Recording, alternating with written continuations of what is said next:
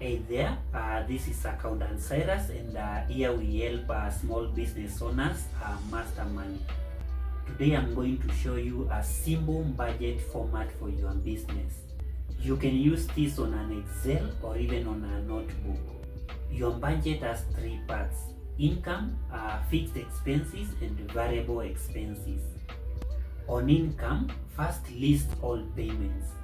On fixed expenses, we have things like rent, internet, and salary if any.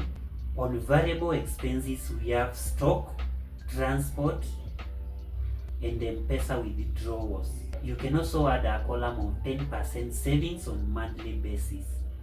For example, on an income of 45,000, you can budget it this way.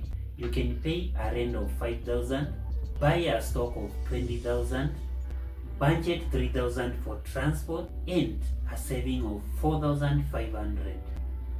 Use that format every month and you'll be shocked how much you have been wasting without knowing. Thank you for watching. Kindly like and subscribe.